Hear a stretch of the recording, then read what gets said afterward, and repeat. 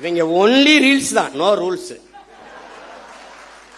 Rule பண்றது இல்ல, reel தான். இன்னைக்கு என்ன போடலாம்? பேருந்துல போலாம், பேருந்துல அப்போ அதுக்கு தான் போக்குவரத்து துறைக்கு ஒரு அமைச்சர் போட்டிருக்கீல, தமிழன் விஜய் பார்த்திபன். பேரை வச்சுக்கிறான் கில்லி சரத்குமார், திருப்பாச்சி வெட்டர்வால், எதையோ ஒண்ணு வச்சுக்கிறது பேரை வச்சுக்கிட்டு சூப்பர் சூப்பராயன் அப்படி ஏதோ ஐயா வச்சுக்கிற மாதிரி எதையோ வச்சுக்கிறது. அவன் இந்த சரத்குமாருங்கிற அவன் எப்படிப்பட்ட வீரன்? அது கிள்ளி சரத்து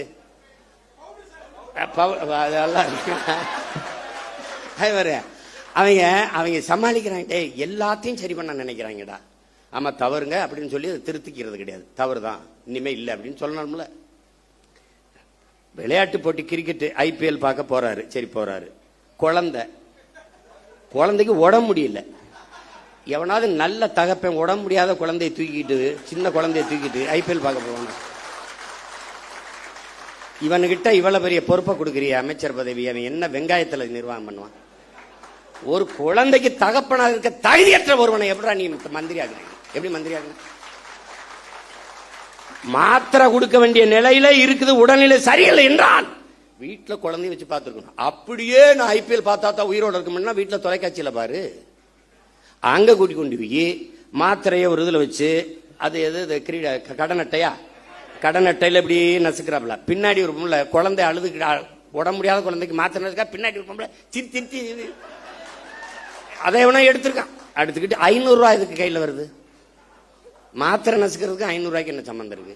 இந்த மாத்திரையை ஏன் நான் பொடியா நசுக்கிற? தண்ணியில போட்டு குழந்தைக்கு கொடுக்க. மாத்திரையை அப்படியே போட்டாலே கரைஞ்சிருமே, எதுக்கு நசுக்கிற? டேய், கேட்கறதுக்கு பதில் சொல்லணும்.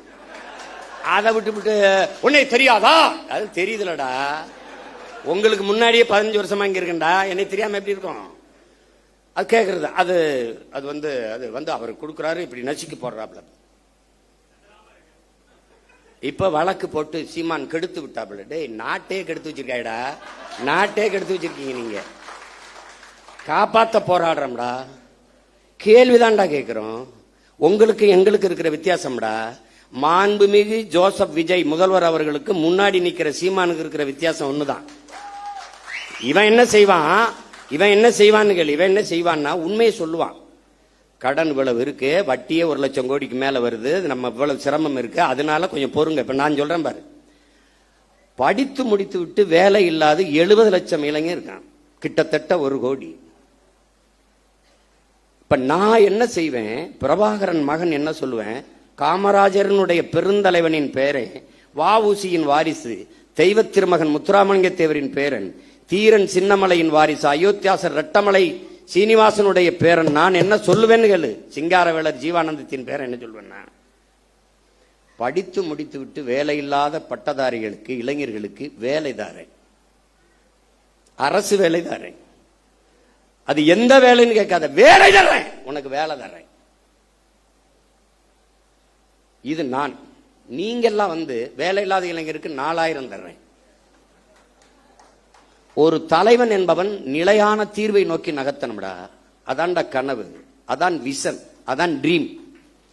ஒரு தொலைநோக்கு இருக்கணும். நான் வேலை தர்றேன். எப்படி எப்படி தெரியும்? டாக்டர் இவ்வளவுதான்டா இருக்கு.